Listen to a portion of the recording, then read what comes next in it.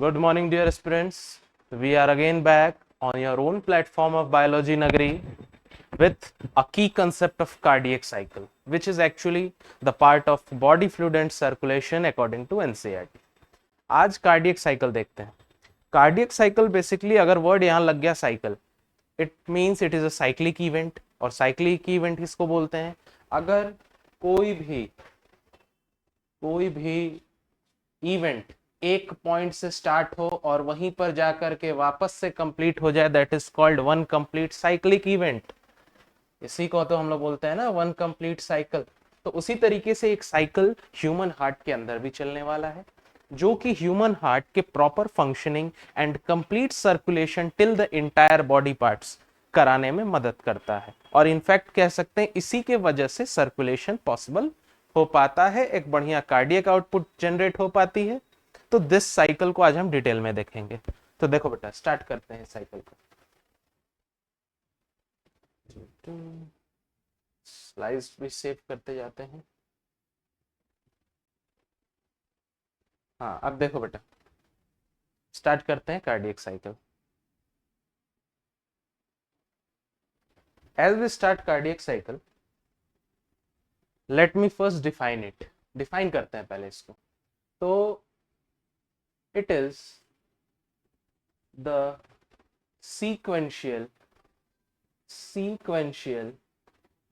और साइकिल है तो भाई साइक्लिक इवेंट्स ही होंगे. साइक्लिक इवेंट्स ऑफ हार्ट के अंदर है भाई, तो ऑफ हार्ट.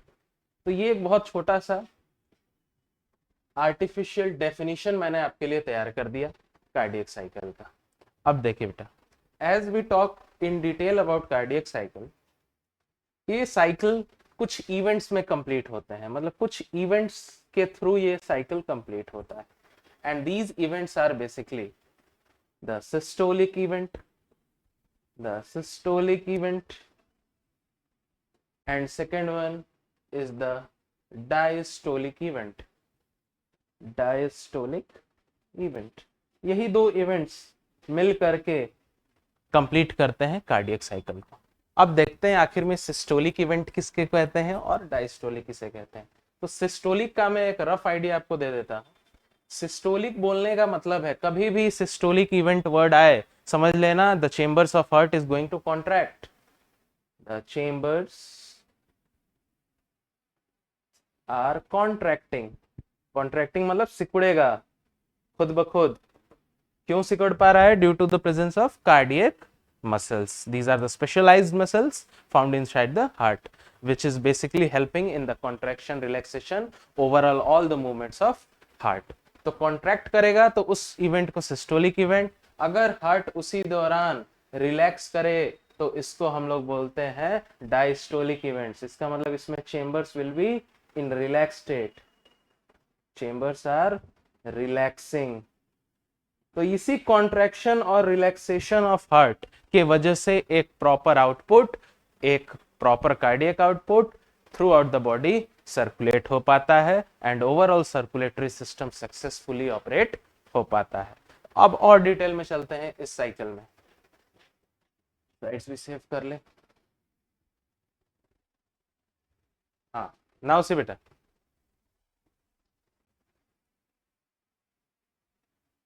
अब एक स्पेशल कंडक्टिंग सिस्टम आएगी हार्ट के अंदर. वो कंडक्टिंग सिस्टम क्या करेगा बेसिकली? तो 30% of the filling inside the chambers, blood का 30% जो फिलिंग है उसको कराता है. लेकिन पहले हम दोनों सीक्वेंस में देखेंगे, चूंकि हम स्टार्ट कर रहे हैं अभी, कि जनरली कैसे हार्ट के चेंबर्स में ब्लड की फिलिंग होती है, और आउट ऑफ जनरल कोर्स ये जो हमारा स्पेशल हेडिंग दिख रहा है आपको, कंडक्टिंग सिस्टम ऑफ हार्ट, ये कैसे रोल प्ले करेगा इसको भी देखेंगे. तो देखो बेटा, यहां पर समझना एक चीज, बेसिकली होता क्या है. हार्ट हमने देखा था बेसिकली दो पार्ट्स में बांटा था मैंने, right part of heart, left part of heart. Right part में दो चेंबर्स, लेफ्ट पार्ट में दो चेंबर्स. तो उसी तरीके से हम इधर लिख लेते हैं राइट पार्ट, ये हार्ट का राइट पार्ट होगा, और इधर मैं लिख लेता हूं लेफ्ट पार्ट. दोनों के फंक्शन को कंपैरिजन करते हुए हम आगे बढ़ेंगे और देखेंगे एक जनरल ब्लड की फिलिंग चेंबर्स में कैसे होती है। तो देखो, as we start talking about the right part, तो बीच में मैं एक डायग्राम बना देता हूं जिसमें ओवरऑल हार्ट रहेगा, जिसमें हम देखते चलेंगे कि right part left part recall करने में आसानी होगी।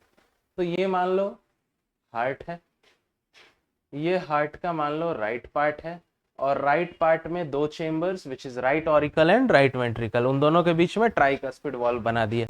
अब मैं लेफ्ट पार्ट इधर बना देता हूं हार्ट का।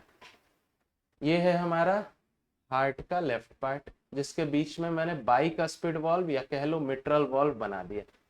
तो ये हमारे चार चेंबर्स बनके तैयार हो गए हार्ट के। राइट वाले कौन कौन से हैं? राइट ऑरिकल, नीचे वाला राइट वेंट्रिकल। लेफ्ट में कौन कौन है?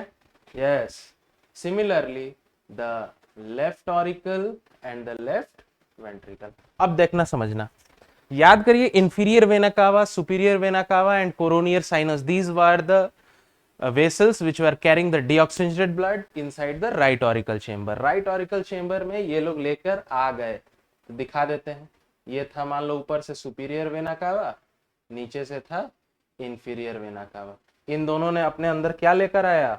Deoxygenated blood. तो डीऑक्सीजनेटेड है इसलिए मैं थोड़ा ब्लूइश कलर में दिखाऊंगा, क्योंकि हमने देखा हुआ है जो डीऑक्सीजनेटेड ब्लड होता है वो ऑक्सीजन के लैक होने के वजह से डीप रेड कलर का होता है। तो मैं यहां पर दिखाता हूं कि this is a deoxygenated blood entering into the right auricle chamber. तो देखो यहाँ पर deoxygenated blood right auricle chamber में आकर इकट्ठा होने लगा। तो वही चीज मैं यहाँ पर लिख रहा हूं, देखो एक सीक्वेंस। राइट पार्ट में क्या हुआ था? इंफीरियर वेना कावा, I am writing short, and superior vena कावा, ये दोनों मिल करके डीऑक्सीजनेटेड ब्लड को राइट एट्रियम चेंबर में ला दिया इन्होंने।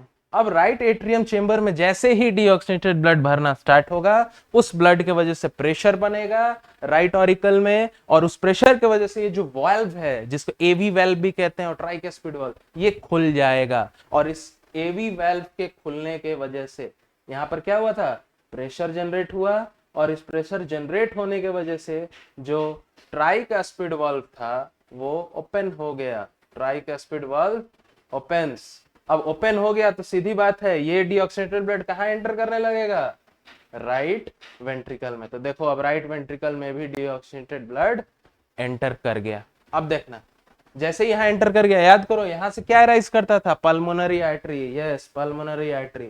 तो देखो यहां से पल्मोनरी आर्टरी में निकालता हूं, यहां से पल्मोनरी आर्टरी निकली। कहां गई ये पल्मोनरी आर्टरी? लंग्स के पास। यस, लंग्स के पास। यहां पर एक रफ डायग्राम में लंग्स का भी बना दे रहा हूं। तो ये पल्मोनरी आर्टरी आई लंग्स के पास। क्यों आई? क्योंकि ये जो डीऑक्सीजनेटेड ब्लड कैरी करेगी पल्मोनरी आर्टरी, उसमें क्या है? ऑक्सीजन की कमी है। उस ऑक्सीजन की कमी को भरने के लिए लंग्स से ऑक्सीजन लिया जाएगा। ऑक्सीजन जैसे ही लंग्स पल्मोनरी आर्टरी को देगा, this blood will start becoming the oxygenated blood by the rich of oxygen. और यहां से वापस क्या निकला? यस, अब जब ऑक्सीजनेटेड ब्लड आ गया तो मैं इसको अब पल्मोनरी आर्टरी नाम न दे करके यहां से मैं नाम दूंगा इसको पल्मोनरी वेन। यहां से अब क्या निकला? Pulmonary vein. क्यों नाम बदला? क्योंकि अब यहां पर जो ब्लड है वो ऑक्सीजनेटेड टाइप का ब्लड है, मतलब ऑक्सीजन भरपूर मात्रा में इसमें है। And this pulmonary vein comes and enters into the left auricle chamber, और इस लेफ्ट ऑरिकल में ये ऑक्सीजनेटेड ब्लड, साफ ब्लड भरना शुरू कर दिया। अब जैसे ही लेफ्ट ऑरिकल में ऑक्सीजनेटेड ब्लड आया, इस ब्लड के प्रेशर के वजह से ये जो बाइकस्पिड वॉल्व है जिसको मिट्रल वॉल्व भी कहते हैं, this valve start opening, and due to opening of mitral valve, these oxygenated blood from the left auricle start entering into the left ventricle chamber। अब ये खुला और एंटर कर गया किसमें? लेफ्ट ऑरिकल में। तो अब लेफ्ट ऑरिकल में भी कैसा ब्लड आ गया? Oxygenated blood. और इधर कैसा ब्लड था? Deoxygenated blood. अब देखो, ये जनरल मैकेनिज्म था, इसके थ्रू तो फिलिंग हुई, लेकिन इस मैकेनिज्म के थ्रू जो चेंबर्स में ब्लड की फिलिंग हुई, that was only the 70% of the blood. Only the 70% of the blood. 70%। तो सवाल है बाकी के 30% ब्लड कैसे भरेंगे चेंबर के अंदर? तो उन 30% ब्लड को भी भरने के लिए चेंबर के अंदर हमें एक special conducting system of heart की जरूरत पड़ती है। तो इसीलिए अब हम एंटर करेंगे conducting system of heart. Save.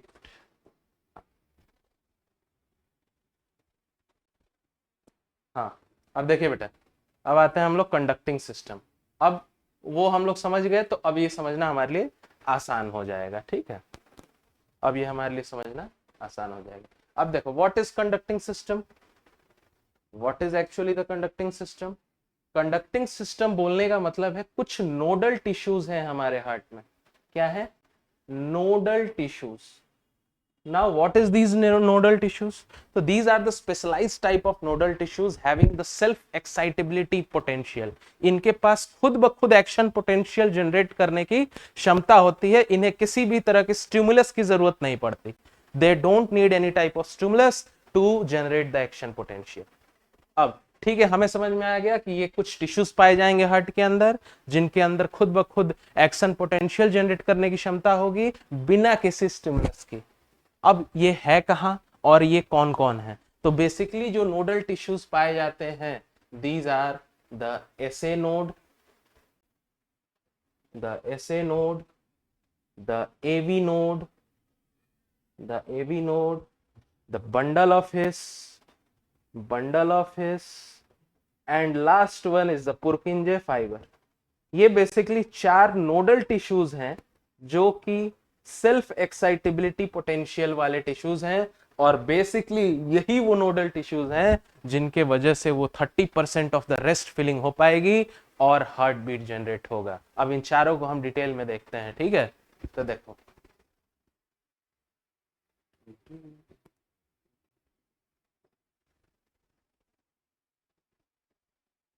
हाँ, अब देखो बेटा,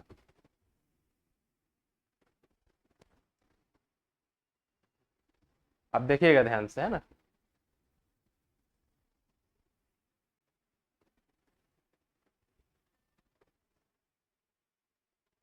अब देखो, ये जो डायग्राम आपको दिख रहा है, इसके थ्रू मैं आपको दिखाने की कोशिश करता हूं कि where are these nodal tissue, the SA node, the AV node. तो इसको मैं और थोड़ा आपके लिए जूम करता हूं ताकि आपको अच्छे से दिख पाए, है ना? तो अब हमारा फोकस इस डायग्राम पे होगा थोड़ी देर, तो आपका भी फोकस इस डायग्राम पर ही होना चाहिए ताकि अच्छे से इन नोडल टिश्यूज का लोकेशन हम देख पाए। तो देखो बेटा, ये जो नोडल टिश्यूज हैं, basically the conducting system of the heart. देखो, इस चेंबर पे देखना। किस चेंबर पे? राइट एट्रियम चेंबर पे देखना। कहां पर? राइट एट्रियम चेंबर, जो कि कौन सा है? ये वाला। मैं सर्कल कर देता हूं ताकि आपका फोकस वहीं पर रहे। ये जो चेंबर है, ये राइट ऑरिकल वाला चेंबर है। अब इस पर ध्यान देना। एक है कॉर्नर साइड में एकदम, इसको बोलते हैं एस ए नोड। ये क्या है? S A node. एक ठीक उसी तरीके का नोडल टिश्यूज का बंच नीचे दिख रहा होगा, this is actually the AV node. पहला ऊपर वाला एस ए नोड, नीचे वाला एवी। अब देखिए, आपको दिख रहा होगा ये जो सबसे ऊपर वाला एस ए नोड है, यहां से बहुत सारी connections which is also known as internodal connections, दोनों एट्रियम में पहुंचा हुआ है। राइट एट्रियम का राइट एट्रियम में तो है ही, साथ ही साथ लेफ्ट एट्रियम में भी पहुंचा है। इसका मतलब हमें एक चीज समझ में आई, क्या? कि जो एस ए नोड है, this is connected on both atrium, right atrium as well as left atrium. इसका कनेक्शन दोनों तरफ जा रहा है। अब जब दोनों तरफ जा रहा है, इसका मतलब it will provide that produced exponential energy और the action potential in both the chambers of atrium, right as well as left. तो जब राइट एट्रियम और लेफ्ट एट्रियम दोनों में जो इस एसएन, हमको तो पता है इस एसएन ने खुद ब खुद एक एक्शन पोटेंशियल जनरेट किया है, इसी एक्शन पोटेंशियल को वो right atrium chamber of heart and left atrium chamber of heart दोनों में भेजेगा, जिसके वजह से क्या होगा? These both chamber will start systolic event. Systolic event मतलब आर्टरिया, दोनों आर्टरिया कॉन्ट्रैक्ट करना स्टार्ट करेंगे। तो यहाँ पर जो इवेंट होगा उसको हम लोग बोलते हैं एट्रियल सिस्टोल। एट्रियल सिस्टोल, इसका मतलब एट्रिया विल कॉन्ट्रैक्ट। अब देखो ऐसे नोड ने इस चेंबर और इस चेंबर दोनों को पोटेंशियल दिया जिसके वजह से एट्रियल सिस्टोल हुआ, एट्रिया गेट्स कॉन्ट्रैक्टेड। अब आप जरा सोचिए, एट्रिया जब कॉन्ट्रैक्ट करेगा, सिकुड़ेगा, तो उसके अंदर जो ब्लड है वो कहा जाएगा? वेंट्रिकल में। क्यों? सिकुड़ने के वजह से वो जो सेप्टम पे वेल्व्स हैं, AV valves which is specifically called tricuspid and bicuspid valve, ये दोनों खुलेंगे जिसकी वजह से ब्लड की फिलिंग वेंट्रिकल में होगी।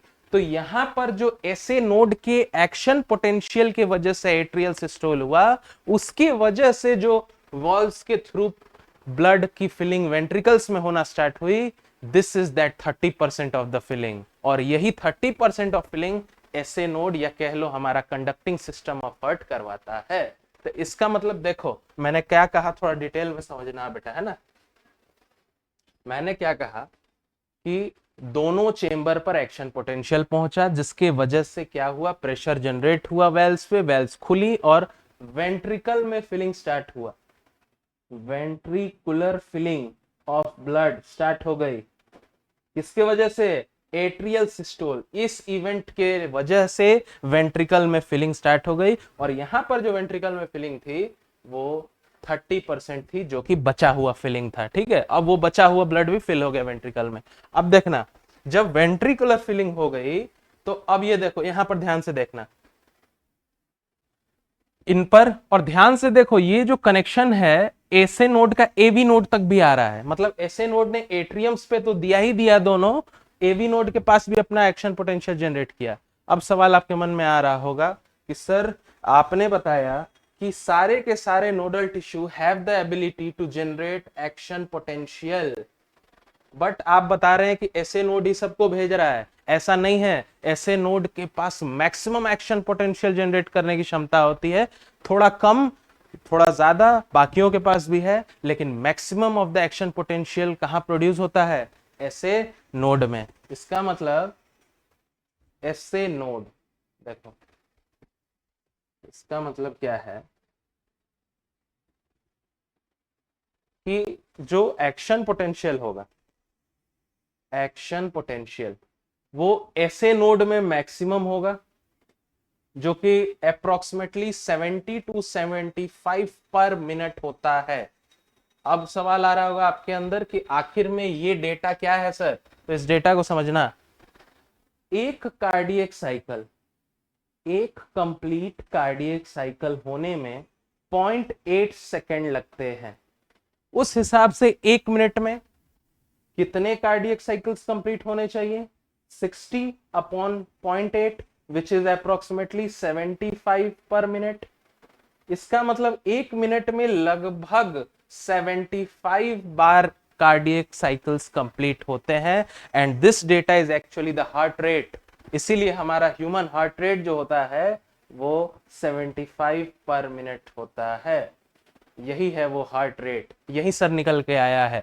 One complete cardiac cycle is taking 0.8 seconds and in when we calculate in per minute it is 70 to 75 cardiac cycles. तो एक मिनट में 70 से 75 बार कार्डियक साइकिल्स हार्ट कंप्लीट करेगा and this is called the heart rate. यही heart का rate है।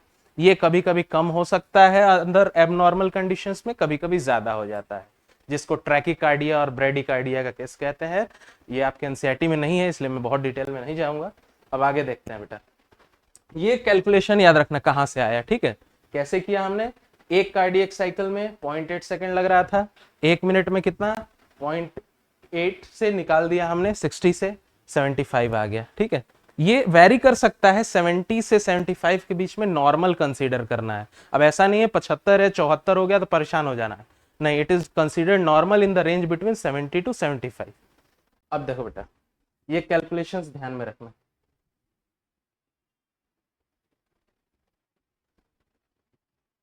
अब देखो, जब कैलकुलेशंस की हम बात कर ही रहे हैं तो यहां पर एक और बहुत जरूरी कैलकुलेशंस भी यही मैं बता देता हूं। आगे बताना था लेकिन मैंने शुरू कर दिया तो तुम्हें बता देता हूं यहां पर। वो कैलकुलेशन क्या है बेसिकली, देखो समझना। मैंने क्या देखा कि 1 कार्डियक साइकिल को कंप्लीट होने में 0.8 सेकेंड लगा, जिसके वजह से 1 मिनट में हमने कैलकुलेट कर लिया कि 75 कार्डियक साइकिल्स कंप्लीट होंगे। इसका मतलब हमने हार्ट रेट को निकाल लिया। अब देखो एक और कंसीडर्स करना है यहाँ पे, एक कंप्लीट कार्डियक साइकिल कंप्लीट होते ही जो amount of blood each ventricle is going to pump is called the stroke volume. क्या बताया मैंने? द अमाउंट या the volume of blood, the amount और volume of blood pumped by each ventricle after a cardiac cycle। एक cardiac cycle complete होते ही प्रत्येक ventricle द्वारा जो ब्लड पंप किया जाता है, that amount is called stroke volume. उसको हम लोग बोलते हैं स्ट्रोक वॉल्यूम, और जो कि होता क्या है 70 ml। इसका मतलब प्रत्येक वेंट्रिकल अगर नॉर्मल कंडीशन में कार्डियक साइकिल कंप्लीट करेगा तो खत्म होते ही वो प्रत्येक वेंट्रिकल 70 ml ऑफ ब्लड तो वॉल्यूम पंप कर ही देगा, and this is called stroke volume. तो हार्ट रेट आया हमारे पास, हार्ट रेट आ गया हमारे पास, स्ट्रोक वॉल्यूम आ गया हमारे पास। तो अब अगर हम इन दोनों को मल्टीप्लाई कर देते हैं तो हमारे हार्ट का टोटल कार्डियक आउटपुट निकल के आ जाएगा कि नहीं आ जाएगा? तो देख स्ट्रोक वॉल्यूम जो है हमारा, उसको अगर हम हमारे हार्ट रेट जो कि 75 है अप्रोक्स, उससे मल्टीप्लाई कर दे तो हमारा टोटल कार्डियक आउटपुट निकल के आ जाएगा। What is total cardiac output? The total volume of blood pumped by a human heart per minute, which is approximately 5000 ml। ठीक है, तो देखो कैसे, स्ट्रोक वॉल्यूम कितना था 70 ml, हार्ट रेट कितना था अप्रोक्स 75, तो ये अप्रोक्स वैल्यू आ जाएगी 5000 के करीब, जो कि 5000 ml, या इसको मैं 5 लीटर भी कह सकता हूं। तो ये 5 लीटर ब्लड एक ह्यूमन हार्ट नॉर्मल कंडीशन में आउटपुट देता है पर मिनट। ठीक है, तो it is a normal cardiac output. ये कैलकुलेशन याद रखना। वैसे मैं इसको बाद में बताने वाला था लेकिन स्टार्ट कर दिया, तो इसको याद रखना। ठीक है, अब देखो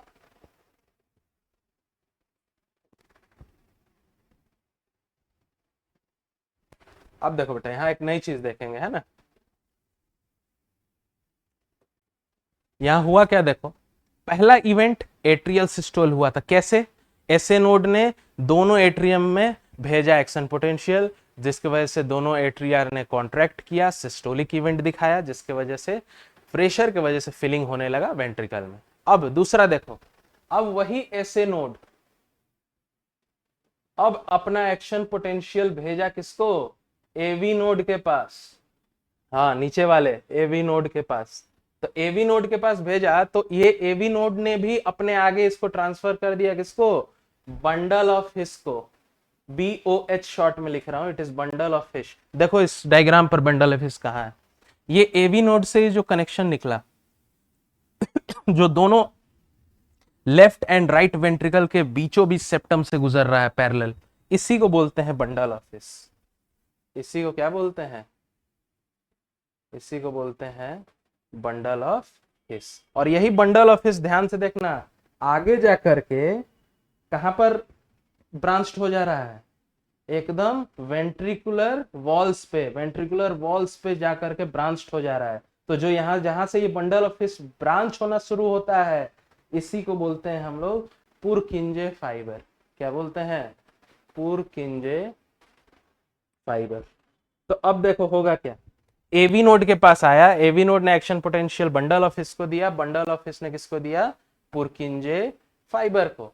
अब देखो जैसे ही पुरकिंजे फाइबर्स के पास पहुंचा बंडल ऑफ हिस से, तो पुरकिंजे फाइबर्स तो on the walls of ventricle है, तो वेंट्रिकल को सिस्टोल कराएंगे, कॉन्ट्रैक्ट कराएंगे। तो यहां पर जैसे ही पुरकिंजे फाइबर के पास पहुंचेगा, यहां पर सेकेंड इवेंट स्टार्ट हो जाएगा, which is the ventricular systole. मतलब वेंट्रिकल्स की दीवारें कॉन्ट्रैक्ट करेंगी। This is the second event after the first event. पहला इवेंट कौन सा हुआ था? लिख देता हूं, एट्रियल सिस्टोल।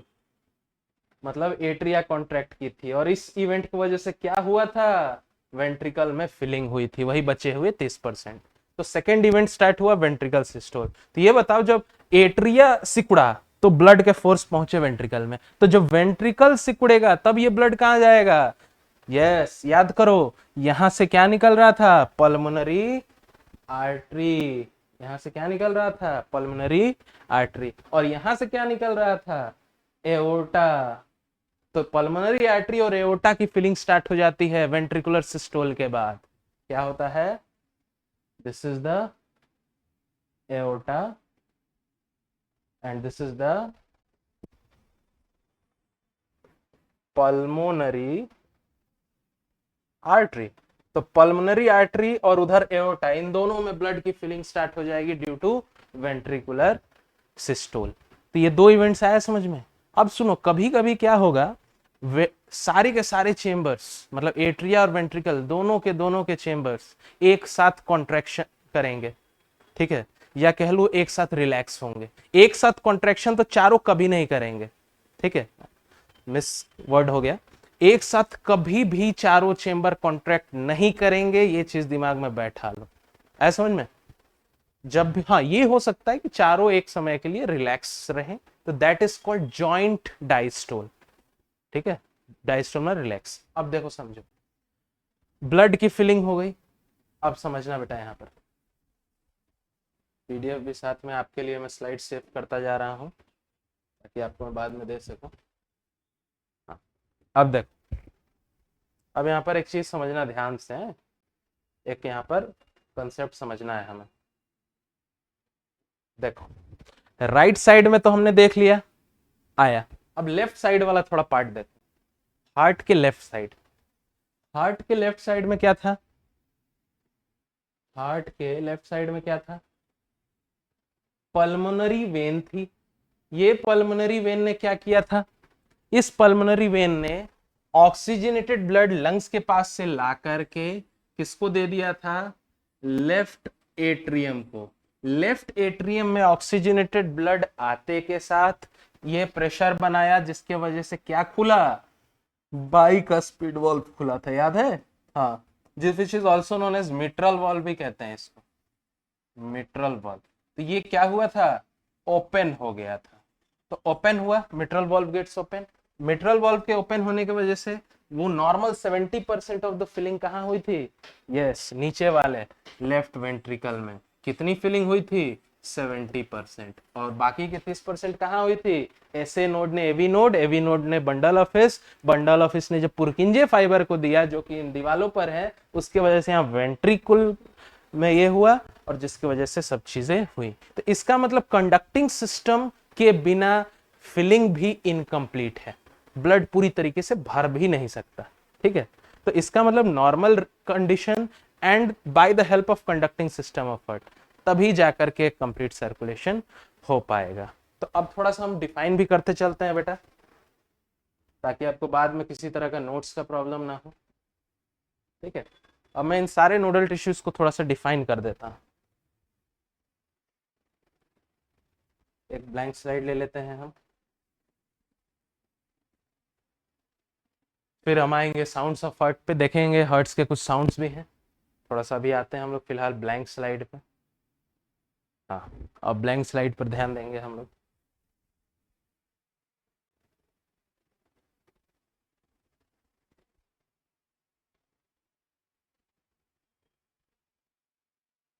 देखो,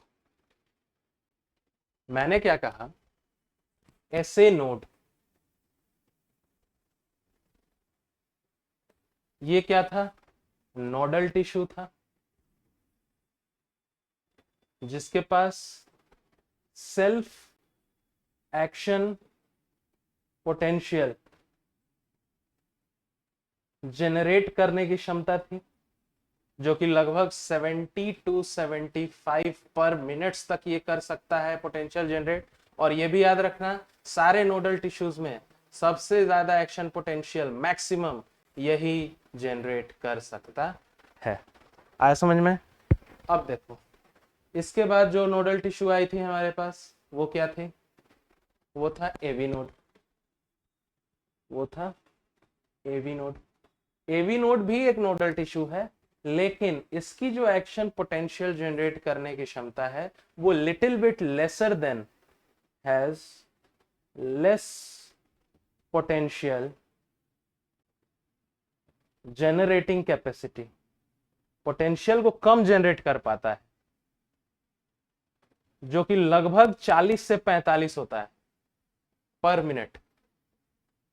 ठीक है, तो इसका मतलब यह है कि अगर बाई चांस किसी कंडीशन में SA node which is also known as pacemaker, एक और चीज याद रखना नीट के लिए बहुत इंपॉर्टेंट क्वेश्चन, इस ऐसे नोड को पेस मेकर ऑफ हार्ट भी कहते हैं, इसको पेस मेकर भी कहते हैं, याद रखना ऐसे नोड। क्यों? क्योंकि एक तो मैक्सिमम पोटेंशियल जनरेट कर रहा है, दूसरा इसी के पोटेंशियल की वजह से चीजें एज यूजुअल स्पेस में चल रही है। ऐसा नहीं है ऐसे नोड काम नहीं भी करेगा तो एवी नोड धीरे धीरे काम चलाता रहेगा, लेकिन धीरे धीरे काम चलाने में तरह तरह की इश्यूज आएंगी, रेट में इश्यू आएगा। ठीक है, तो एवी नोड जो कि लगभग 40 से 45। अब उसके नीचे बंडल ऑफ हिस है, उसके नीचे क्या है? बंडल ऑफ हिस है, जिसको मैंने BOH लिखा था शॉर्ट में। ये भी नोडल ही टिश्यू है, ये भी नोडल टिश्यू ही है, बट इसमें उससे भी कम, एवी नोड से भी कम पोटेंशियल जनरेट करने की क्षमता है। तो इसकी जो एक्शन पोटेंशियल कैपेसिटी होती है, एक्शन पोटेंशियल जनरेट करने की जो कैपेसिटी होती है वो उससे भी कम है, मतलब अप्रोक्स 25 मान लो पर मिनट। तो इसकी और भी कम हो गई। अब लास्ट जो सबसे नीचे है पुरकिंजे फाइबर, क्या है? पुरकिंजे फाइबर।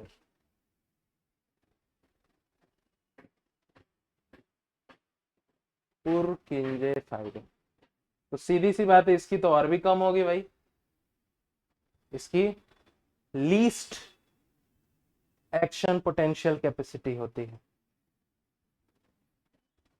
जो कि लगभग 10 से 15 पर मिनट। लेकिन यहां क्वेश्चन लोकेशन से आ सकता है। लोकेशन, ऐसे नोड कहां था? एकदम राइट एट्रियम के सबसे बाहर वाले जो बाउंड्री वॉल थी उसके करीब। एवी नोड कहां था? उसी राइट एट्रियम चेंबर में, लेकिन वेंट्रिकल और ऑरिकल के बीच में, ऑरिकुलो वेंट्रिकल सेप्टम के जस्ट करीब था। Bundle of his, it was just parallel, it was just running parallel from the AV node till the origin of Purkinje fiber on the, देखो diagram पे भी मैं दिखा देता हूं तुमको, डायग्राम पे भी दिखा देता हूं तुमको मैं कि कहां है आखिर में इन चारों के लोकेशंस। ठीक है, तो देखो ये डायग्राम देखो, इस पे तुमको मैं लोकेशन दिखा देता हूं बेसिकली, इस पे नहीं, इस पे दिखाते हैं। हाँ सेम डायग्राम है। ठीक है, इस पे देखो, इसका लोकेशन देखना ध्यान से, मेन फोकस हमारा लोकेशन पे होगा यहाँ पे। तो देखो ये हार्ट है, ये हार्ट के 4 चेंबर्स हुए। ठीक है, ये राइट एट्रियम हुआ, रुको डार्क कलर ले लेता हूँ स्टाइलस ताकि तुम्हें दिखे। ये राइट एट्रियम हुआ, ये उसके नीचे वाला राइट वेंट्रिकल हुआ, ये इधर है तो लेफ्ट वेंट्रिकल हुआ, और ये इधर है तो लेफ्ट एट्रियम हुआ। अब देखो राइट वेंट्रिकल और लेफ्ट वेंट्रिकल के बीच में जो सेप्टम है उसी के पैरेलल रन कर रहा है कौन? Bundle of His. तो बंडल ऑफ हिस का लोकेशन ये है, just running parallel to the in between right ventricle and left ventricle. और जहां ये खत्म हुआ बंडल ऑफ हिस, यहां से 2 ब्रांचेस निकलती हैं, एक इधर और एक इधर, और इसी को हम लोग बोलते हैं पुरकिंजे फाइबर, जो कि निकल गया। ठीक है, तो इसका मतलब ऐसे समझना, ये ऐसे नोड, ये ऐसे नोड हुआ, ये क्या हुआ? ऐसे नोड हुआ, ऐसे नोड के जस्ट यहां पर एवी नोड हुआ, एवी नोड से जस्ट स्टार्ट हुआ क्या? बंडल ऑफ हिस, और ये बंडल ऑफ हिस आगे जाकर के ब्रांच्ड हो गई दोनों तरफ, तो इनको मैंने कह दिया पुरकिंजे फाइबर। क्या कह दिया? पुरकिंजे फाइबर। और यही लोकेशन है, याद रखना, ये भी पुरकिंजे फाइबर ही है, ये भी पुरकेंजे फाइबर, मतलब जहां से ये ब्रांचिंग स्टार्ट हुई। तो याद रखना यही 4 नोडल टिश्यूज हैं, first, second, third and this fourth. आया समझ में? और इन्हीं को मिलाकर बोलते हैं कंडक्टिंग सिस्टम ऑफ बॉडी। अब देखो, अब आ जाते हैं हम लोग कंडक्टिंग सिस्टम पर। एक आवाजें निकलती हैं हार्ट से, हार्ट की अपनी कुछ आवाजें हैं, उसको समझते हैं।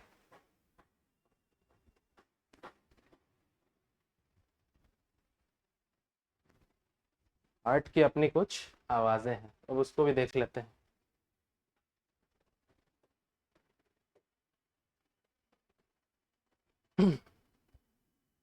देखो, अब आओ हम लोग साउंड्स ऑफ हार्ट पे आते हैं। ठीक है, सेम डायग्राम पर ही समझ लेंगे कैसे ये आवाजें प्रोड्यूस हो रही हैं, कहाँ से हो रही हैं। तो देखो, बेसिकली जब हम लोग हार्ट के साउंड्स की बात करें, तो हार्ट तो बेसिकली ओवरऑल 4 साउंड्स प्रोड्यूस करता है, 4 साउंड्स। लेकिन इन 4 में से जो 2 साउंड्स होते हैं वो हाई पिच के हैं, और जो 2 साउंड्स हैं वो लो पिच के होने के वजह से, लो पिच के होने के वजह से इजीली ऑडिबल नहीं है। इजीली ऑडिबल तो कह लो कि स्टेथोस्कोप से भी नहीं सुन सकते, उसके लिए एकदम मॉडर्न फोनोकार्डियोग्राम करके आया है, उसी से सुन पाएंगे, ऐसे नहीं सुन पाएंगे। तो इसीलिए ये जो हाई पिच वाले 2 साउंड्स हैं ये हमें आसानी से सुनाई देते हैं, और इन्हीं 2 को हम आज डिस्कस डिटेल में करेंगे। एनसीईआरटी ने भी इन्हीं 2 को डिटेल में किया है। अब देखो, अगर हम इन दोनों साउंड्स की बात करें, तो पहला साउंड जो होता है जिसको हम लोग फर्स्ट साउंड ऑफ हार्ट कहते हैं, वो होता है लब, LUB। इस तरह का साउंड अपना हार्ट का होता है। ये आखिर में आता कब और कैसे है? तो जब देखना है यहाँ पर, यहाँ मैकेनिज्म समझना है। रट के तो सब लोग ले जाते हैं कि फर्स्ट साउंड लब होता है, सेकेंड जो साउंड अपना हार्ट का होता है वो डब होता है। लेकिन यहाँ पर मैकेनिज्म नहीं समझ पाते, और हमें आज मैकेनिज्म ही समझना है कि आखिर में ये दोनों आवाजें निकल कब और कैसे रही हैं। ठीक है, तो यहाँ डायग्राम पर देखना ध्यान से। जब राइट एट्रियम, ये राइट एट्रियम है, राइट एट्रियम से ब्लड फिल कहां होना स्टार्ट हुआ था? ये राइट एट्रियम, ये राइट वेंट्रिकल। तो जब राइट एट्रियम से ब्लड फील्ड शुरू हुआ था राइट वेंट्रिकल में जाना, तो याद करिए यहाँ राइट ऑरिकल में जब सुपीरियर, ये देखो ये 2 ठो दिख रहा है छोटा सा बनाया हुआ डायग्राम में, ये ऊपर वाला है सुपीरियर वेना कावा, नीचे वाला है इंफीरियर वेना कावा। इन दोनों ने ले आकर के डीऑक्सीनेटेड भर दिया राइट ऑरिकल में। राइट ऑरिकल में भरने की वजह से प्रेशर जनरेट हुआ, और याद करो इन दोनों के बीच में यहाँ एक वॉल्व हुआ करती थी। इन वॉल्व को क्या बोलते थे हम लोग? इन वॉल्व्स को हम लोग बोलते थे ट्राइकैस्पिड वॉल्व। तो ये ट्राइकैस्पिड वॉल्व इन प्रेशर की वजह से खुली, और जिसकी वजह से गया। तो खुला जब ट्राइकैस्पिड वॉल्व, तब ये आवाज नहीं प्रोड्यूस हुआ फर्स्ट। जब खुला और ब्लड एंटर कर गया राइट वेंट्रिकल में, और जैसे ही कंप्लीटली राइट वेंट्रिकल में ब्लड आ गया, ये ट्राइकैस्पिड वॉल्व अपने आप बंद हो जाएगी, और बंद होते वक्त ये फर्स्ट साउंड लब का प्रोड्यूस होगा। तो first sound of heart is produced due to closure of AV valve, और we can say the tricuspid and bicuspid valve. क्योंकि जब एट्रियल कॉन्ट्रैक्शन होगा, दोनों एट्रिया सिकुड़ेंगी, जिसके वजह से वेल्व्स पे प्रेशर पड़ेगा, ब्लड एंटर करना स्टार्ट करेगा वेंट्रिकल में। तो करने वक्त खुलेगा, खुलते वक्त कोई आवाज नहीं आएगी। हाँ, जब खुलने के बाद जब टोटल ब्लड फिल हो गया वेंट्रिकल में, तब वो अब बंद हो जाएगी। अब सवाल है क्यों बंद हो गई, खुली ही क्यों नहीं रही? खुली इसलिए नहीं रही कि अगर यहां पर अब वेंट्रिकल सिस्टोल होता है, वेंट्रिकल सिकुड़ती हैं, तो उस वेंट्रिकल सिस्टोल की वजह से जो प्रेशर जनरेट होगा, उस प्रेशर से हो सकता है ये जो ब्लड आया था ये वापस से बैकफ्लो हो जाए ऊपर एट्रिया के चेंबर्स में, तो दिक्कत हो जाएगी। इसीलिए कंप्लीट होते ही ये दोनों AV वेल्व्स, ट्राइकैस्पिड एंड बाइकैस्पिड, अपने आप क्लोज हो जाते हैं, और जब क्लोज होते हैं उस दौरान ये फर्स्ट साउंड लब का प्रोड्यूस होता है। तो हमने क्या देखा कि first sound of heart is produced due to closure of AV valves।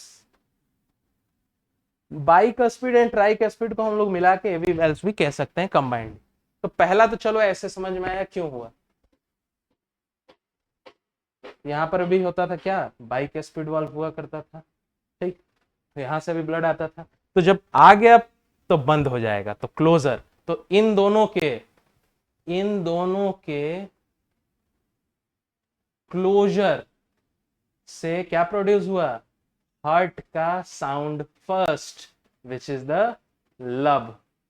तो लब जो था वो फर्स्ट साउंड था हार्ट का, वो क्यों प्रोड्यूस हुआ, due to closure of these two valves. I think first sound तो समझ में आ गया। अब देखो सेकंड साउंड देखते हैं, और दो ही साउंड हमको देखना ही है जो कि हाई पिच वाले होते हैं।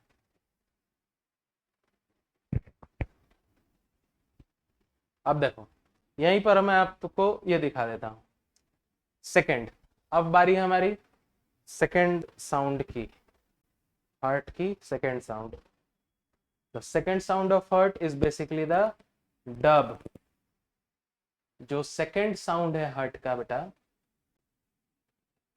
वो है डब। क्या है, डी यू बी कह लो या डी यू डबल बी कह लो, डब। यही है वो सेकंड साउंड। ये कब और कैसे प्रोड्यूस हो रहा है ये देखना है हमें, ठीक है। तो ये जो सेकंड साउंड है बेटा डब, ये बेसिकली जो प्रोड्यूस होता है वो पल्मोनरी आर्टरी, पल्मोनरी वेन या एओर्टा कह लो, इनमें पाए जाने वाले जो वेन्स हैं जिसको सेमिलुनर वाल्व्स कहते हैं, इन वाल्व्स के क्लोजर के वक्त आती है। मतलब देखो समझो हुआ क्या यहाँ पर, इसी डायग्राम पर हम समझेंगे कि एक बार इन दोनों में आ गया, इन दोनों में तो आ गया था, फर्स्ट साउंड प्रोड्यूस हो गया। अब जब इन दोनों में ब्लड आ चुका है तो ये ब्लड जब वेंट्रिकुलर सिस्टोल होगा, वेंट्रिकल्स की दीवारें कॉन्ट्रैक्ट करेंगी, और ये तो चूंकि हमने पहले से ही क्लोज कर रखा है तो अब कितना ही प्रेशर पड़ेगा तो बैक फ्लो तो नहीं होगा।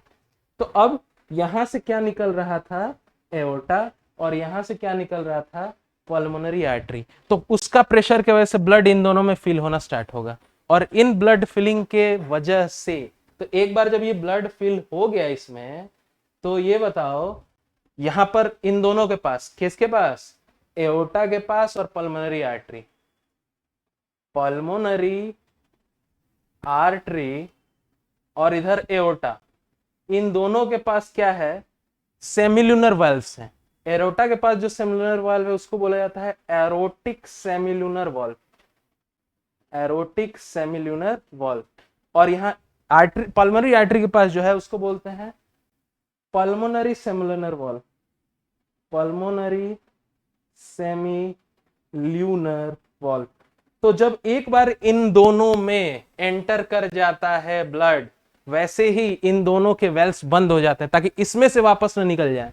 तो इन दोनों के valves, pulmonary semilunar valves and aortic semilunar valve, जिसको हम लोग कंबाइंडली सेमिलुनर वाल्व कह सकते हैं, इसके क्लोजर के वक्त क्या होता है, हार्ट का सेकंड साउंड प्रोड्यूस होता है। तो second sound of heart is produced due to the closure of semilunar valves in both pulmonary artery as well as the aorta. ये था साउंड का केस, कुछ ऐसा समझ में। तो बेसिकली हमने आज नोडल टिश्यूज जो हमारा मेन था, कार्डियक साइकिल, तो हमने देखा कार्डियक साइकिल कुछ है नहीं, बेसिकली कुछ इवेंट्स हो रहे हैं हार्ट के अंदर, एक टाइम में चेंबर्स कॉन्ट्रैक्ट कर रहे हैं, एक टाइम में रिलैक्स कर रहे हैं। तो सीधी बात है, जिस दौरान एट्रिया कॉन्ट्रैक्ट कर रहा होगा अपने आप वेंट्रिकल रिलैक्स मोड में होगा, रिलैक्स मोड में होगा जब वेंट्रिकल तो एट्रिया कॉन्ट्रैक्ट होगा। तो वाइस वर्सा, वेंट्रिकल जब कॉन्ट्रैक्ट करेंगे तो ऑरिकल्स रिलैक्स मोड में रहेंगे। तो ये तो खुद ब खुद समझने वाली बात है, ठीक है। और ये सारे चेंबर्स के कॉन्ट्रैक्शन एंड रिलैक्सेशन के इवेंट्स के वजह से समय समय पर अलग अलग चेंबर में जहां जहां पहुंचना चाहिए था ब्लड को, पहुंच पा रहे हैं। This was a complete cycle inside the heart and this was actually the cardiac cycle. और कैसे साउंड्स प्रोड्यूस हुए उसका एक मैंने जनरल आइडिया एनसीईआरटी के लेवल पर दे दिया है आपको। एक दिन हम डिटेल में भी कर लेंगे साउंड ऑफ हार्ट, लेकिन अभी तक के लिए हमारा क्लियर है। अब देखो लास्ट टॉपिक पर आते हैं बेटा, हमारे पास एक और चीज है समझने के लिए लास्ट, वो देखो क्या है, वो देखो क्या है।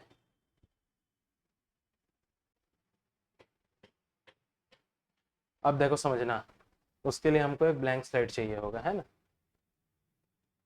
तो आते हैं हम लोग अपने ब्लैंक स्लाइड पे। देखो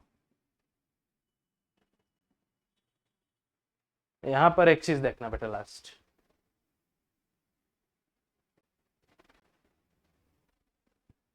हार्ट बेसिकली पंप ऑर्गन है, ये तो हम सबको क्लियर है। तो जब पंप ऑर्गन है तो ये ब्लड पंप करेगा, तो ब्लड के साथ एक और फ्लूइड था, कौन था? टिश्यू फ्लूइड था। तो टिश्यू को डिटेल में तो करेंगे, यहां एक चीज समझाना चाहता हूं मैं आपको कि जो हार्ट है हमारा, ये बेसिकली, और मैं बेसिकली यहाँ किसकी बात कर रहा हूं? ह्यूमन की बात कर रहा हूं। तो human heart is basically myogenic heart.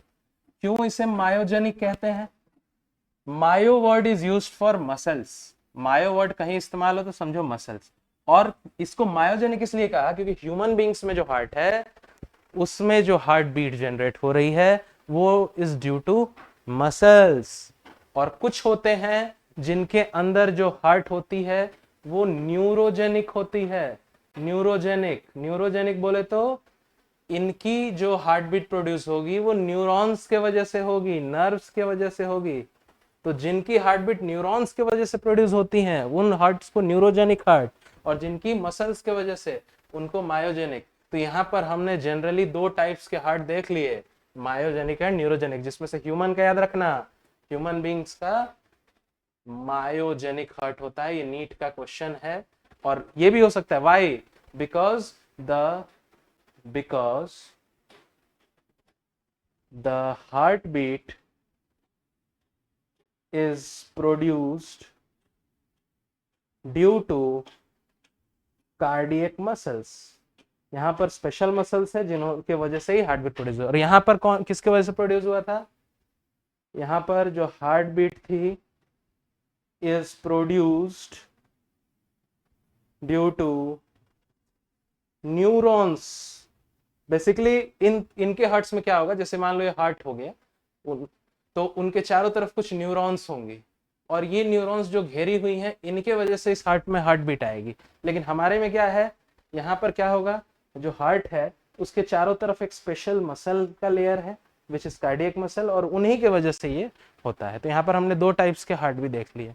तो इस लेक्चर को यहीं कंप्लीट करते हैं, यहाँ पर रखते हैं, इसके बाद आगे करेंगे। ठीक है, तो बने रहिए, स्लाइड्स को नोट्स साथ चलते रहिए, धीरे हम आगे नेक्स्ट मिलेंगे। ठीक है, थैंक यू।